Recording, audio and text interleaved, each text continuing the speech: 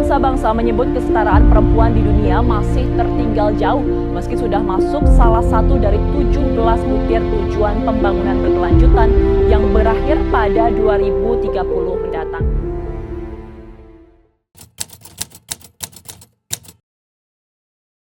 Indonesia berada pada peringkat ke-85 dari 149 negara dalam hal kesetaraan gender. Hal ini dijelaskan oleh Global Gap Gender Index yang dikeluarkan oleh World Economic Forum pada tahun 2018 yang mempertimbangkan beberapa aspek seperti partisipasi ekonomi dan politik serta hal-hal lainnya seperti pencapaian pendidikan, kesehatan, dan masih banyak lagi. Hal ini jelas menjadi isu yang sangat mengkhawatirkan, di mana Indonesia dianggap kurang aktif dalam menanggapi isu kesetaraan gender. Padahal isu tersebut sudah banyak diperbincangkan semenjak tahun 1800 di negara-negara barat. Sebelum melaju lebih jauh, kita harus tahu terlebih dahulu, apa sih itu kesetaraan gender? Kesetaraan gender ialah suatu keadaan di mana perempuan dan laki-laki memiliki hak dan kesempatan yang sama, sesuai dengan porsinya. Sesuai dengan data yang dipaparkan oleh Global Gap Index, diskriminasi terhadap perbedaan gender masih banyak terjadi di banyak tempat, baik itu di bidang politik, kesehatan, bahkan pendidikan. Menanggapi isu ini, serta sebagai upaya memenuhi penilaian akhir semester mata kuliah pendidikan Pancasila, kami membuat video dokumenter dengan cara mewawancarai beberapa narasumber yang berfokus pada kesetaraan gender dalam bidang pendidikan, dengan topik pengaruh gender dalam efektivitas proses pembelajaran. Dalam video ini, kami akan mewawancarai beberapa dosen dan mahasiswa sebagai subjek penelitian. Sebagai perbandingan, apakah diskriminasi gender masih terjadi dalam bidang pendidikan?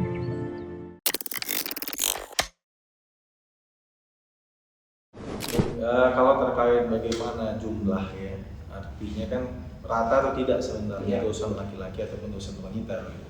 Kalau saya rasa, ya, ini pandangan saya sendiri, kalau di Universitas Sumatera Utara tentunya, khusus di saya lagi di Fakultas Hukum UNSU, itu telah menerapkan kesetaraan gender tersebut. Karena tidak ada pembedaan laki-laki dalam hal ataupun wanita, artinya sama ratanya, ratanya ibaratkannya bagaimana jumlah ya dosen yang laki-laki maupun dosen yang pria seperti itu. Bahkan dalam hal ini kita bisa lihat juga pemimpin pun baik pihak dekanan pun segala macam di dalam prodi ataupun sekretaris prodi tersebut pun itu banyak juga yang wanita seperti itu. Jadi kalau dari pandangan saya di Fakultas Hukum ya tentunya karena saya dosen di Fakultas Hukum UNSU, saya merasakan itu sudah terlaksana kesetaraan gender tersebut. Baik, berarti secara jumlah itu sudah merepresentasikan kesetaraan gender itu sendiri ya Pak? Baik, sudah. Kalau dalam hal perekrutan staf pengajar di Fakultas Hukum ini, apakah ada kriteria gender terkhusus atau hanya berbasic akademiknya aja atau gimana Pak? Baik, karena saya dalam hal ini mengikuti, saya kan dosen jadi di UNSU ini tahun 2020 yang seleksinya itu pada tahun 2019. Ini kan dosen tetap dan PNS karena UNSU ini kan PTNBH seperti itu. Kenapa saya bisa jadi dosen sekaligus praktisi hukum kan begitu kan. Nah jadi pada saat saya seleksi jadi dosen di Universitas Sumatera Utara ini tidak ada dalam hal ini kekhususan hanya laki-laki, tidak. Artinya pria wanita semua, tapi klasifikasinya pada saat itu dia sudah strata 2. Kalau sekarang kan dia minimal harus sudah melanjutkan studi S3 seperti itu kan. Kalau di zaman saya pada saat tersebut itu yang penting kasih strata 2 dan ikuti seluruh seleksinya baik dalam melihat seleksi administratif ya, wawancara maupun micro teaching seperti itu. Jadi tidak ada dalam hal ini kekhususan untuk jenis ataupun gender tersebut dibeda-bedakan, tidak ada sama sekali. Semua sama.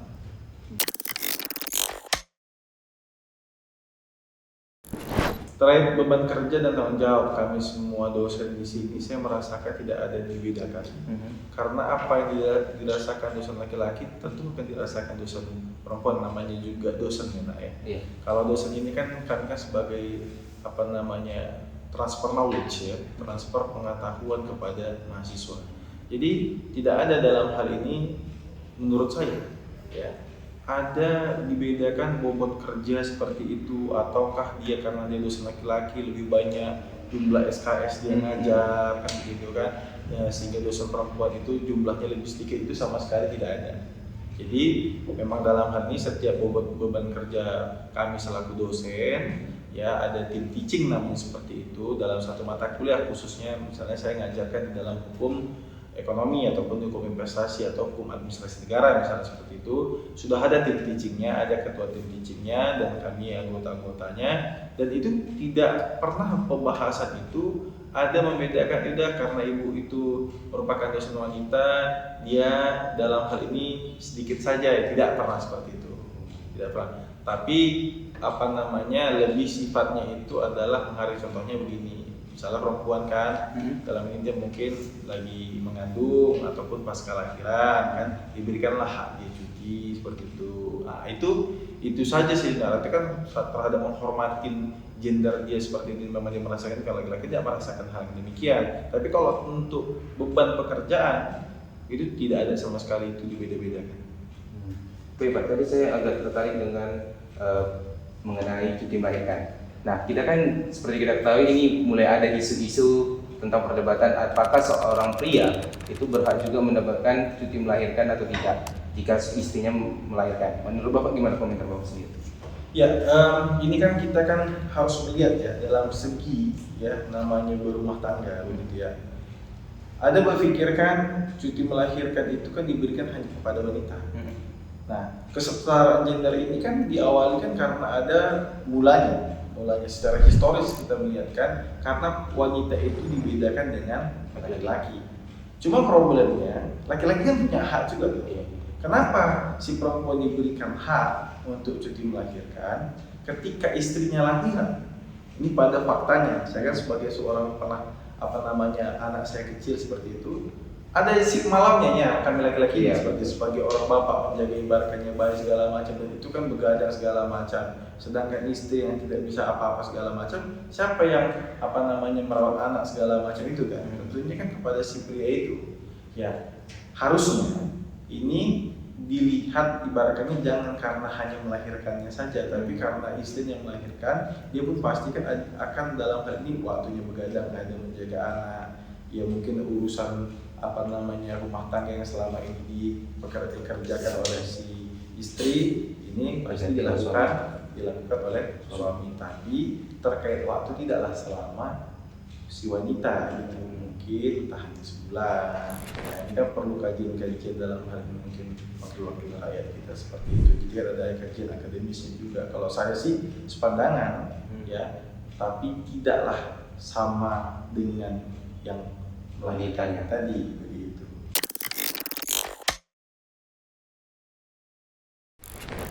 Antara staf ya? Iya Pak. Tidak selama saya jadi dosen di Fakultas Hukum USU ini saya tidak pernah ada merasakan dalam ini ada perbedaan gender tersebut di Fakultas Hukum USU. Menganggap semuanya sama dan tidak ada ibaratkan kita beda-beda tersebut. Hanya saja itu tadi ibaratnya secara pemakluman lah intinya begitu kan mungkin kalau wanita lagi halangan segala macam kita kan ibu itu seperti ini dia pasti mengucapkan hanya seperti itu tapi kalau untuk dalam hal direndahkan seperti itu ataupun kita membeda-bedakan karena dia seorang sosok gender wanita seperti itu sama sekali tidak ada Pak. Pimpinan juga tidak ada melakukan hal demikian. Kalau antar siswa Pak? Antara siswa ya, jadi kalau menurut saya di Fakultas Hukum USU mahasiswanya tidak pernah melihat apakah dosen wanita ataupun dosen laki-laki. Mereka menilai malah apakah dosen ini gila, kan? Atau tidak?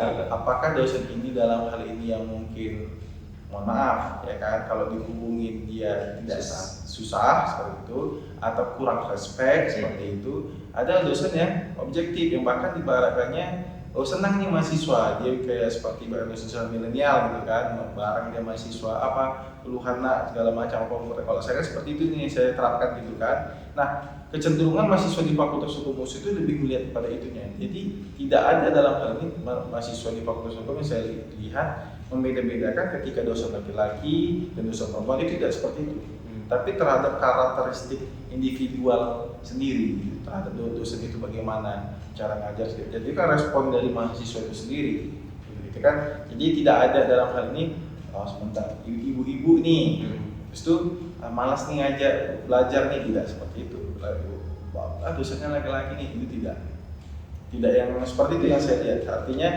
saya lihat pun, saya pun juga pernah mahasiswa dan sekarang masih mahasiswa S3 gitu. Jadi tidak ada pernah sama sekali pandangan, oh karena dosen itu wanita begini, dosen itu laki-laki itu begini, tidak. Jadi menurut saya memang di Fakultas Hukum UNSUR sendiri dari mahasiswanya, baik staf, tenaga pendidik, tenaga baik dosennya juga segala macam, tidak ada dalam hal ini membedakan gender tadi.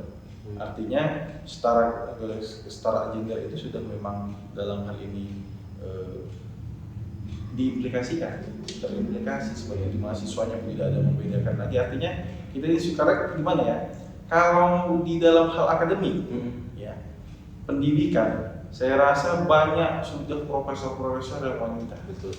Jadi di dunia kalangan pendidikan ini tidak ada dalam hal ini, malah yang demikian. Bahkan secara culture lebih banyak wanita yang berkuliah di Sumatera Utara ini. Kenapa? Karena yang laki-laki karena dia sistem kebapaan tadi patrilineal sifatnya tadi, karena ada harta yang diharapkannya di kampungnya sana, misalnya gitu kan. Nah, sedangkan anak perempuan tak dapat harta, anak perempuan ibaratnya berpendidikan tinggi lebih banyak. Malah yang seperti itu secara salah satu suku yang menerapkan sistem patrilineal seperti itu. Jadi kalau saya rasakan tidak ada malah ibaratnya kecenderungan wanita tidak dapat pendidikan di era yang sekarang ini menurut saya ya, apalagi saya sudut pandangnya dari dosen di Fakultas Hukum begitu. Berarti kalau dari segi staf mahasiswa Bapak merasa kita itu sudah mencapai ke tingkat kesetaraan gender itu lah ya Pak? Sudah.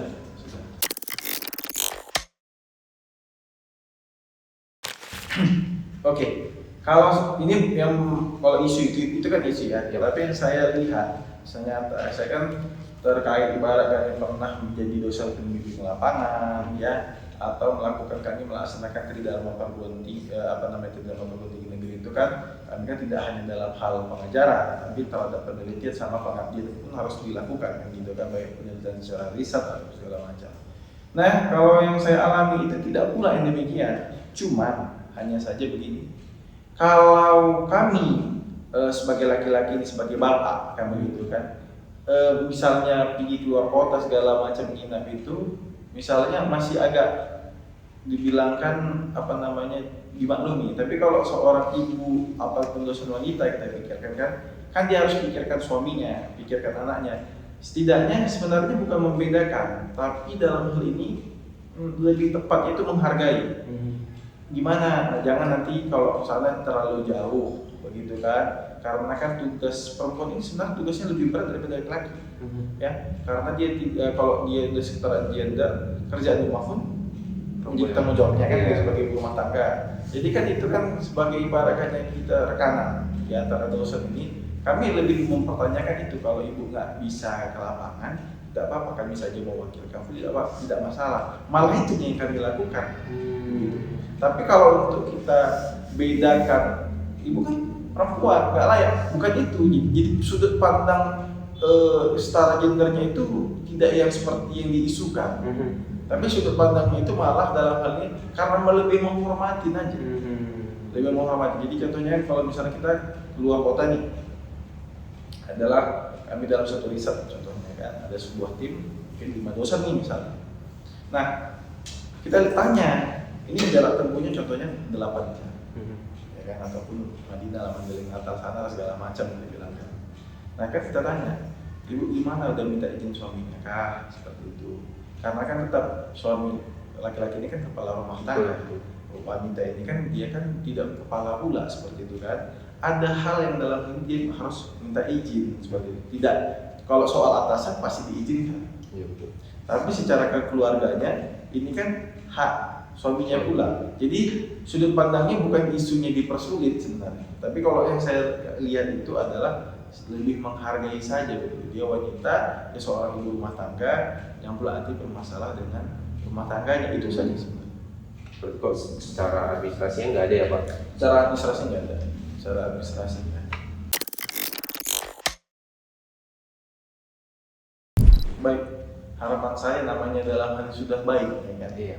Harapan kita untuk lebih baik lagi kita dalam ini pertahankan untuk kesetaraan gender ini. Jadi harapan saya mungkin ada beberapa yang mungkin beranggapan masih ada kesenjangan ataupun perbedaan, sama sekali dalam hal ini jangan punya kecil hati yang demikian. Jadi pada mahasiswa pun pula tidak ada pernah kami selaku dosen dalam hal ini membedakan ini karena mahasiswa kami wanita, ini mahasiswa kami pria, tidak ada yang membedakan tersebut karena secara akademik ya. Begitu juga dalam hal ini Fakultas Hukum UNSUK, saya harapkan semua untuk dalam hal ini lebih menghargai satu sama lain terhadap kesetaraan gender ini untuk kita bisa dalam menyesuaikan program internasional ini kan gitu kan. Jadi saya rasa ini udah terbaik yang dilakukan Fakultas Hukum UNSUK. Yang paling diharapkannya mempertahankan. Kita harapkan agar ini selalu kita pertahankan untuk selamanya, agar kita laki-laki dan wanita ini setara kita semua. Seperti itu. Baik, berarti jika dapat saya simpulkan, Bapak setuju bahwasanya Fakultas Hukum ini sudah mencapai ke tingkat kesetaraan gender itu sendiri ya Pak? Baik, saya setuju. Baik, terima kasih Pak atas kesempatan dan waktunya. Saya pribadi mewakili kelompok mohon maaf atas jika ada kesalahan yang kami lakukan, dan kami juga mengucapkan terima kasih atas waktu yang telah Bapak sediakan pada hari ini. Terima kasih Pak. Baik, sama-sama ya. Semoga bisa menjadi manfaat untuk semua ya.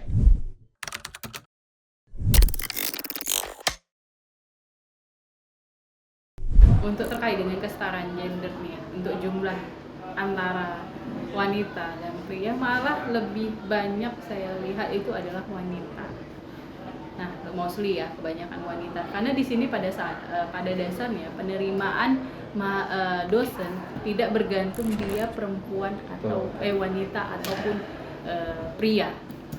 Nah, jadi tidak ditentukan. Malah yang diterima itu adalah pada saat mau penerimaan adalah dia bagian apa, misalnya hukum pidana kah, ataupun misalnya kita membutuhkan hukum internasional, yang kita butuhkan misalnya 2 dosen tanpa harus memperhatikan gender pria atau wanita.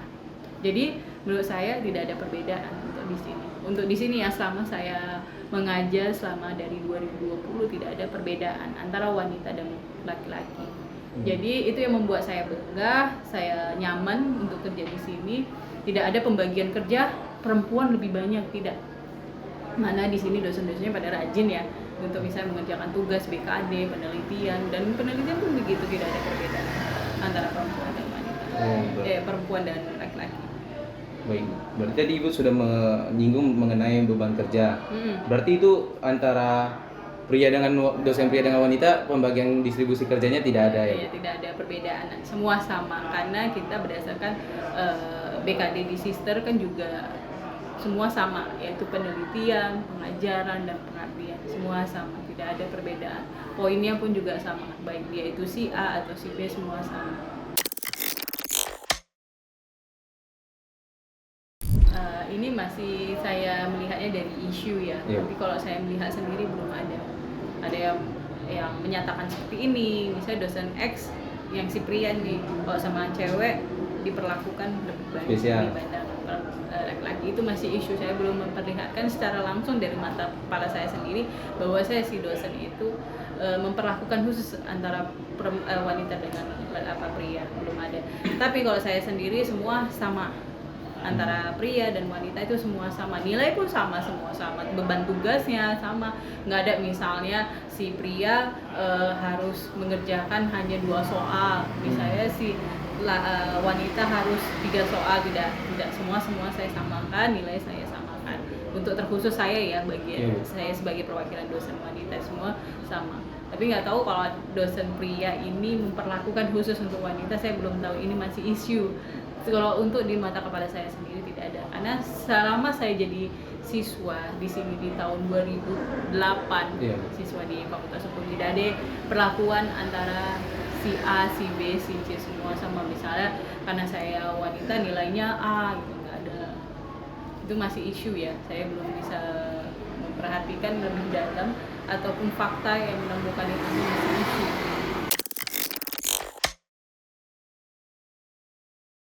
Semua sama, nggak ada yang beda. Paling kalau mungkin pria suaranya lebih tegas, luas gitu kan. Kalau perempuan mungkin lebih apalagi kalau yang dosen luar ya, Jawanya medok dan lebih lembut gitu dibandingkan pria. Tapi semua sama, tidak ada bedanya misalnya. Paling perbedaannya di suara, perlakuan ke kita pun sama, nggak ada yang beda gitu. Kalau antar stafnya Bu? Antar staf saya kan dulu di bidang pendidikan ya. Antar staf saya antara perempuan dengan, mungkin saya agak jarak ya, karena saya wanita, saya memiliki jarak antara laki-laki. Misalnya berjarak ngomong antara laki itu berbeda lah ya, di antara perempuan mungkin misalnya kita sapa, ya kan, kita rangkul. Kalau wanita kan mungkin, kalau cowok yang kita rangkul itu biasanya, kalau kita rangkul itu adalah wanita. Apalagi pegawai-pegawai sini kan kalau misalnya interaksinya lebih dekat dibandingkan pria gitu kan. Kalau dalam agama juga, di hukum Islam kan juga, kalau misalnya antara perempuan dan laki-laki kan itu beda gitu. Sama perempuan boleh berdekatan, tapi kalau sama laki-laki kita harus ada jarak.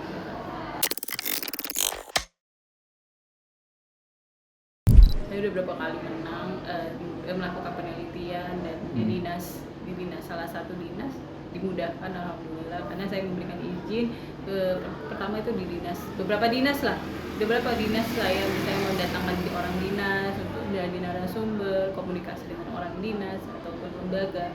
Alhamdulillah saya tidak ada diberi kesenjangan ya antara saya sendiri sebagai wanita melakukan penelitian, nggak ada, tidak sama sekali. Sampai detik ini selama 5 tahun saya melakukan penelitian, 4 tahun deh dari 2021 tidak ada.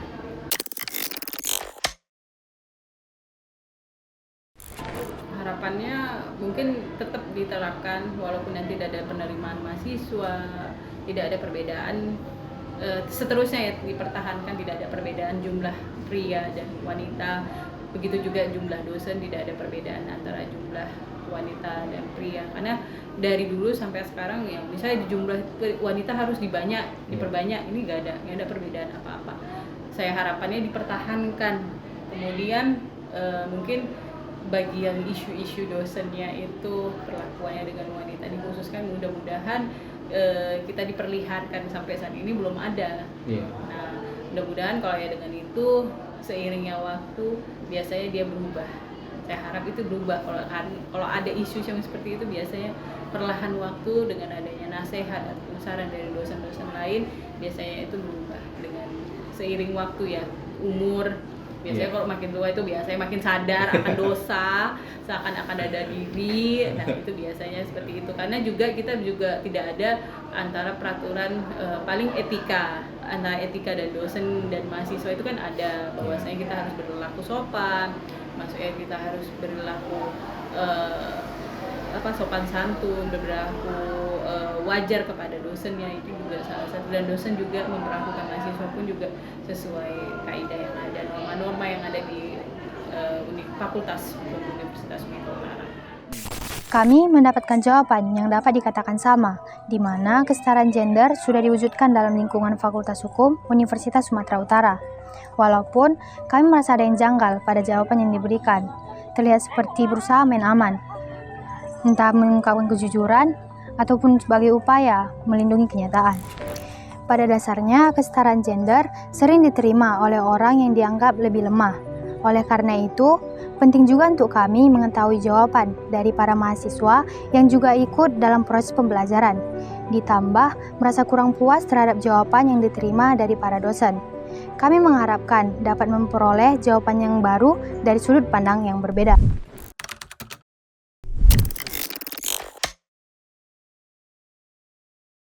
Oke, mungkin kalau misalnya secara sederhana aja ya, sesuai dengan pemahaman aku. Jadi kesetaraan gender itu sebenarnya tentang persamaan hak, kesempatan, dan persamaan tempat antara laki-laki dan perempuan gitu, antara kedua gender ini. Jadi mungkin lebih kepada bukan persamaan hak dan kewajiban, tapi persamaan kesempatan antara laki-laki dan perempuan. Baik itu di dunia kerja, baik itu dalam lingkup sosial, dalam lingkup berpolitik, lingkup berpendidikan, dan lain sebagainya. Nah, kalau misalnya interaksinya sendiri sih, kalau misalnya ini dari lingkungan aku mungkin ya. Nah, kalau misalnya di kelas sendiri sebenarnya kalau dibilang udah setara atau enggak, udah gitu. Karena juga teman-teman aku juga, teman-teman deket aku tuh nggak hanya perempuan aja lingkupnya, ada laki-laki. Dan kadang kita kalau misalnya kerja kelompok atau diskusi bareng itu juga laki-laki dan perempuan itu sama. Bahkan di beberapa kesempatan itu nggak hanya laki-laki loh yang bisa jadi ketua kelompok gitu, bahkan seringkali dalam beberapa kesempatan perempuan yang bisa jadi ketua kelompok. Dan di kelasku justru kami sangat open dengan itu gitu. Laki-lakinya nggak kayak yang kau perempuan mending nggak usah jadi ketua, enggak, justru laki-laki yang mendorong kayak udah kau aja jadi ketuanya karena mungkin kau lebih capable dan sebagainya gitu. Jadi mereka nggak melihat lagi kepada gender kami, tapi lebih kepada kemampuan kami capable atau enggak gitu dalam memimpin suatu kelompok. Jadi udah setara sih menurut aku. Oke, mungkin pertanyaan pertama dulu ya, ada perbedaan atau enggak? Nah, kalau misalnya dibilang ada perbedaan perlakuan atau enggak, jelas ada. Tapi mungkin ini agak lebih subjektif ya Bang, karena kan dosennya kan beda-beda gitu. Nah, selama dosen yang masuk ke kelas aku, selama ini perlakuannya cukup signifikan. Kayak ada salah satu dosen yang gak usah lah kita sebut namanya ya. Dia tuh cukup, kalau kita bilang itu dia cukup punya paham bahwa perempuan dan laki-laki itu memang harus dibedakan. Memang harus diklasifikasikan gitu. Baik dalam tugas dan kewajibannya, bahkan baik dalam kesempatannya itu juga jelas berbeda. Karena menurut dia, ketika kodrat laki-laki dan perempuan itu berbeda, maka hal-hal yang mengikuti di baliknya juga akan berbeda gitu. Contoh, dia ketika sedang menjelaskan di kelas, dia akan memberikan contoh kepada perempuan itu lebih eksplisit. Jadi keterkesan seperti membicarakan perempuan itu lebih jelas ketimbang dengan laki-laki gitu. Ada di beberapa topik yang menurut aku sensitif ya, yang dia bahas di kelas, dan itu sebenarnya cukup nyinggung. Bukan aku sebagai perempuan ya, tapi lebih kepada kayak dia tuh terlalu mengklasifikasikan, mengkelompokkan laki-laki dan perempuan. Padahal kan sebenarnya kita sama aja gitu ya, kita sama-sama manusia gitu. Tapi dia terlalu mengkelompokkan gitulah. Terlalu kalau bahasanya terlalu patriarki lah untuk sekarang ini ya, untuk zaman sekarang ini gitu. Nah, kalau misalnya dosen yang lain yang mungkin gendernya perempuan, itu sama juga.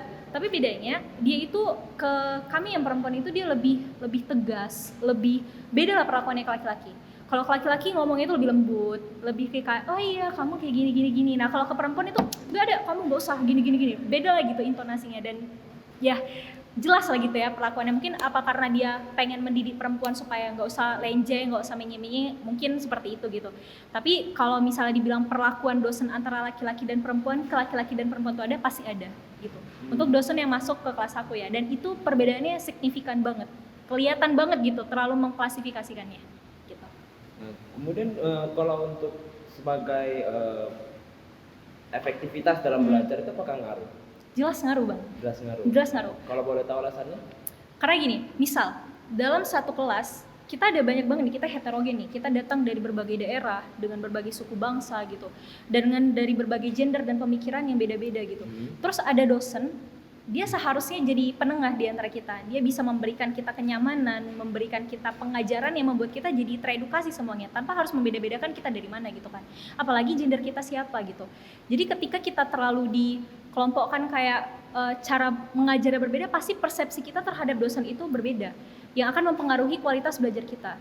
Contohnya gini, misal ada dosen yang kita nggak terlalu sukai di kelas karena dia terlalu tegas sama kita nih yang perempuan gitu, pasti kita akan sungkan gitu buat belajar sama dia. Pasti kalau misalnya udah masuk mata kuliah dia, kita pasti bakal kayak malas lah sama ibu ini terlalu condong ke laki-laki, ibu ini terlalu ini ke perempuan. Nah, kita pasti punya stigma kayak gitu kan sebagai mahasiswa.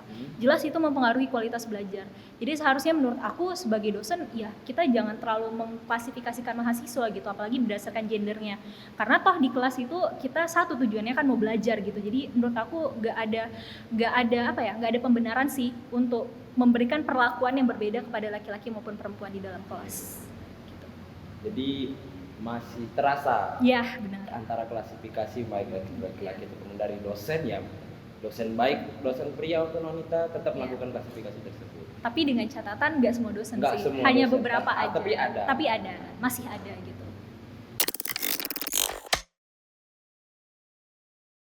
Misalnya gini nih, kita lagi ngobrol nih sesama temen ya kan. Terus kalau misalnya tercetus nih, misalnya dari bibir aku ya, misalnya sebagai perempuan aku bilang, nanti kalau misalnya tamat kuliah aku mau sampai S3. Terus pasti teman-teman aku, kenapa nih mau sampai S3? Kamu gak mau di rumah? Kan kodrat kau sebagai seorang istri misalnya, kodrat kau sebagai seorang ibu, kenapa kau sampai S3? Nanti kau gak laku. Kalau misalnya sampai S3 kau belum nikah, kau kayak gini. Ada runtut pertanyaannya banyak. Kau kenapa kayak gini? Gak kau pertimbangkan ini. Embel-embel pertanyaannya banyak.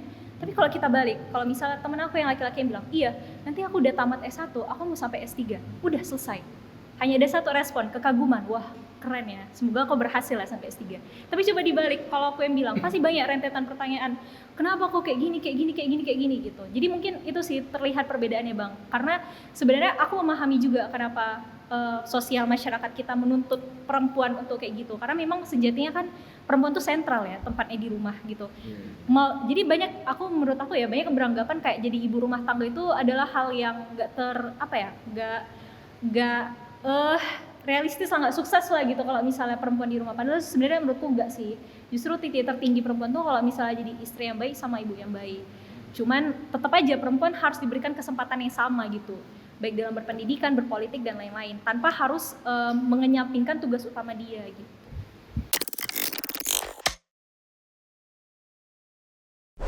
Sebenarnya dua lingkup ini agak beda Bang. Kalau yang lomba, kesetaraan itu dada.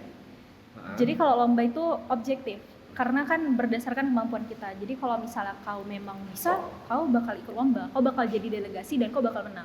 Tapi kalau kau nggak bisa ya nggak bisa gitu. Jadi kalau lomba dia objektif sih, nggak menimbang laki-laki atau perempuan, karena tergantung kapasitas kemampuan kita kan. Tapi kalau organisasi baru ya, kalau di lingkungan kampus kita ini baru berasa dia. Karena memang kita mungkin ya masih melekat nih stigma masyarakat kalau perempuan jadi pemimpin tuh agak kurang etis, karena laki-laki itu kan memang dilahirkan untuk jadi seorang leader gitu, untuk jadi seorang pemimpin. Jadi ketika ada perempuan yang mimpin dia dalam organisasi, maka dia akan cenderung susah untuk tunduk, cenderung susah untuk mendengarkan, cenderung susah untuk oh iya ya bener ya gitu. Nah jadinya stigma-stigma itu masih ada di sini gitu.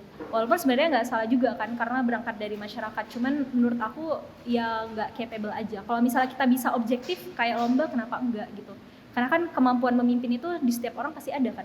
Setiap manusia itu punya kemampuan, punya ability untuk jadi leader gitu. Jadi aku rasa sih nggak masalah. Cuman saat ini kondisinya nggak begitu.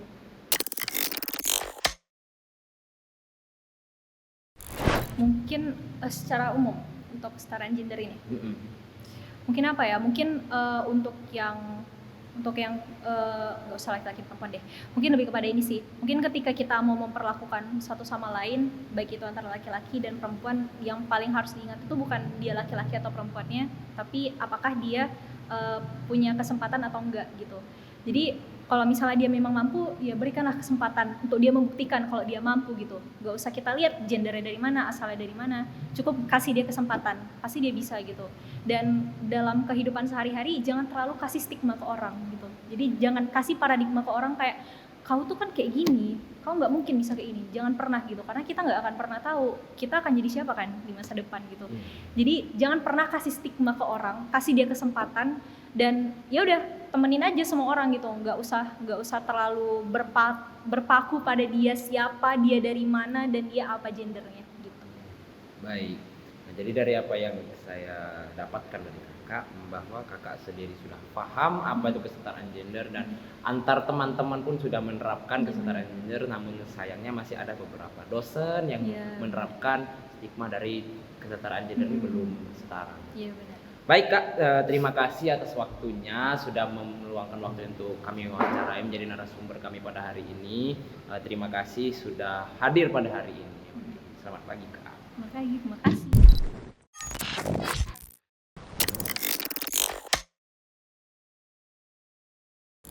Oke, berbicara tentang kesetaraan gender nih, mungkin ada beberapa orang mungkin pandangan itu berbeda-beda pastinya Pak. Sebenarnya kesetaraan gender itu apa? Tapi menurut saya pribadi, kesetaraan gender itu mungkin ya dimana ketika sekelompok ataupun mungkin beberapa orang, baik laki-laki, perempuan, muda, tua, memiliki kesempatan yang sama, memiliki hak yang sama, memiliki peluang yang sama, yang mana bisa dikatakan tidak ada perbedaan antara mereka. Baik, untuk penerapan kesetaraan gender mungkin saya sebagai mahasiswa ya di lingkungan kita ini ataupun mungkin di lingkungan Fakultas Hukum Musik, mungkin secara pribadi saya sudah menerapkannya, namun ada beberapa momen tertentu atau peristiwa tertentu yang mungkin saya perhatikan terhadap orang lain ataupun terhadap teman-teman yang lain, yang mungkin penerapan kesetaraan gender itu belum bisa dikatakan setara, artinya seperti ini. Contohnya mungkin ada beberapa perbedaan, mungkin teman yang ini mungkin ya mungkin kompak, nah yang satu lagi mungkin dia kurang kompak. Nah saya juga tidak tahu sebenarnya apa mungkin alasan mereka ini, mungkin dengan yang satu ini bisa dikompak, dengan yang satu ini dia tidak bisa kompak.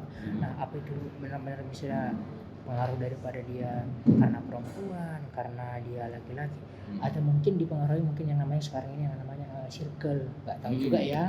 Nah, jadi itu mungkin bisa disimpulkan bahwa memang di lingkungan Fakultas Hukum ini ataupun di lingkungan saya sebagai mahasiswa belum bisa melihat secara utuh penerapan kesetaraan gender itu merata gitu. Masih adalah momen-momen tertentu bisa dikatakan bahwa kesetaraan gender itu belum teradaptasi lah, belum berjalan dengan baik.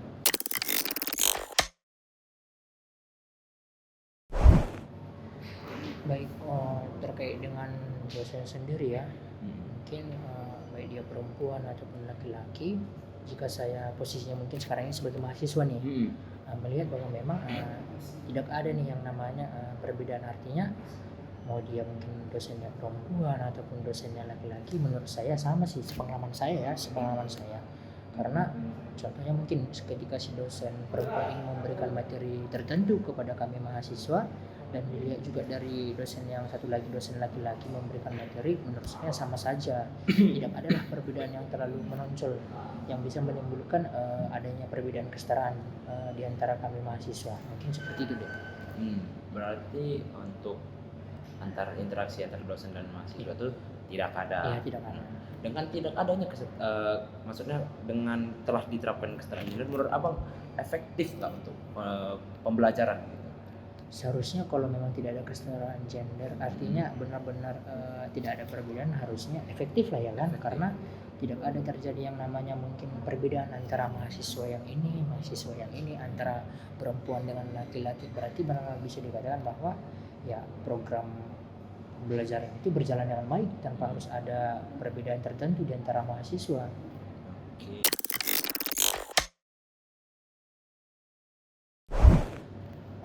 Kalau momen-momen tertentu mungkin seingat saya mungkin tidak terlalu, tapi mungkin menurut saya pasti ada.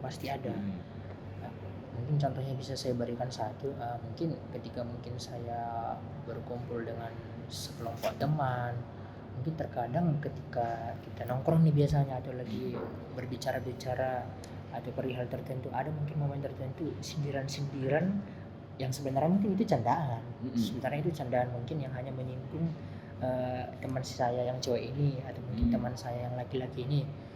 Ya mungkin itu bisa dikatakan tidak sadar sih sebenarnya, secara tidak langsung, karena berawal dari hanya nongkrong saja kan, atau mungkin hanya perkumpulan saja atau candaan sih. Tapi kalau mungkin ke mahasiswa atau teman-teman itu mungkin tidak membedakan sama. Tapi bagaimana dengan dosen? Mungkin dosen pria wanita kan kita nengoknya yang cowoknya agak gini, yang cewek mungkin seperti ini. Apakah abang mungkin ada perbedaan perlakuan gitu? Kalau perbedaan perlakuan mungkin tidak ya, tapi yang namanya mungkin dosen perempuan dengan dosen laki-laki ini pasti mungkin ada perbedaan. Seperti contoh mungkin dalam penyampaian materi, contohnya kan mungkin si dosen laki-laki ini mungkin dia tergolong lebih kepada penyampaian materi itu mungkin lebih kepada logika, mungkin kepada lebih tegas penyampaiannya. Mungkin kalau dibandingkan sama dosen yang perempuan ini, mungkin dia dalam penyampaian materi secara umum mungkin lebih kepada kesifat lemah lembutnya. Dia mungkin melihat atau menyampaikannya dari sudut pandang dia sebagai perempuan, mungkin seperti posisi dia sebagai ibu. Nah bisa dibilang ya kalau untuk perbedaan tidak ada, tapi dalam penyampaian mereka dosen perempuan dengan dosen yang laki-laki ini ada perbedaan lah. Tapi abang menyikapinya dengan ya pastinya kalau untuk menyikapi dari hanya sebatas penyampaian materi mungkin ya pastinya menyikapinya dengan yang baik ya kan. Berarti kan tidak ada perbedaan. Iya, tidak ada perbedaan.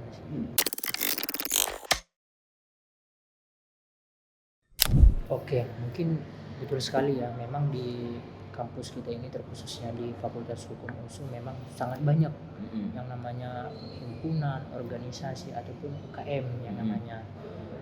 Mungkin terkait dengan peluang mungkin ya antara mahasiswa perempuan atau mahasiswa laki-laki, sebenarnya menurut saya peluangnya itu sama, hanya saja ada dua yang menurut saya menjadi pembeda ataupun perbedaan. Yang pertama itu niat dan juga penyedia ataupun pelaksana lomba tersebut. Contohnya seperti ini, kalau misalnya lah antara laki-laki dan perempuan ini, jika dia mengikuti satu perlombaan atau satu UKM lah dikatakan, itu kan pasti dilandasi dengan niatnya sendiri, keinginannya sendiri. Nah, satu sisi ada mungkin mahasiswa laki-laki atau mahasiswa perempuan, ya dia tidak niat, dia tidak ingin mengikuti organisasi tersebut. Berarti bisa dikatakan bahwa tergantung mahasiswa juga. Nah, yang kedua itu tergantung penyedianya, penyedia UKM ataupun penyedia lomba atau penyedia organisasi lah. Kadang kan beberapa UKM atau organisasi ini kan ya tidak selamanya bisa dikatakan secara umum bisa menerima semua mahasiswa. Pasti kan ada persyaratan tertentu yang mungkin bisa dilihat dari kacamata kita masing-masing. Mungkin ya persyaratannya mungkin ada mungkin dari stambuk dia terakhirnya stambuk berapa atau angkatan berapa. Jadi bisa dibilang itu kembali kepada niatnya dia mahasiswa, niatnya sendiri sebagai niatnya mahasiswa dan juga peluang dari UKM atau dari perlombaan yang disediakan tersebut. Baik, berbicara tentang kesetaraan gender nih, terkhusus di Fakultas Hukum. Yang perlu kita garis bawahi sebenarnya di sini adalah satu, kita ini mahasiswa Fakultas Hukum. Nah, jika berbicara tentang Fakultas Hukum, tentunya di sini kita ada keunggulan tersendiri, keunikan tersendiri di antara beberapa fakultas yang ada di Universitas Sumatera Utara ini. Kenapa saya katakan begitu? Karena ya yang namanya Fakultas Hukum ya sudah sangat umum yang berbicara tentang relevansi, aturan, regulasi, peraturan dan sejenisnya. Artinya jika kita benar-benar melihat kesetaraan gender itu berjalan dengan baik, tentunya kita lihat juga aturannya bagaimana, regulasinya bagaimana, dan juga mungkin pencegahan-pencegahan apabila terjadi yang namanya kesetaraan gender itu tidak berjalan dengan baik. Mungkin sederhananya mungkin seperti ini ya, sebagai mahasiswa hukum ya tentu kita bisa melihat bahwa kesetaraan gender itu harus benar bisa dilihat dan bisa diperhatikan sebagai ataupun dari dasar kita sendiri bahwa mahasiswa Fakultas Hukum harus benar-benar menerapkan yang namanya aturan tentang kesetaraan gender. Jadi dari apa yang saya simpulkan bahwa di sini abang setuju bahwa laki-laki dan perempuan itu memiliki hak dan kewajiban yang sama. Kemudian di lingkungan abang sendiri abang juga merasa sudah menerapkan kesetaraan gender, hanya saja dalam momen tertentu ada mungkin ya, hal-hal yang perlu kita bedakan terhadap perempuan. Dari dosen juga mungkin abang penyampaian materi sudah sangat bagus, juga di kelas juga sudah menerapkan kesetaraan gender efektif dalam pembelajaran, dan harapan abang bisa Fakultas Hukum Universitas Sumatera Utara terus menerapkan namanya kesetaraan gender. Terima kasih atas waktunya Bang, sudah meluangkan waktu bersama kami di sini menjadi narasumber pada hari ini. Mungkin kita bisa bertemu dengan waktu untuk mendiskusikan hal-hal yang lain. Baik, terima kasih ya Bang. Siap.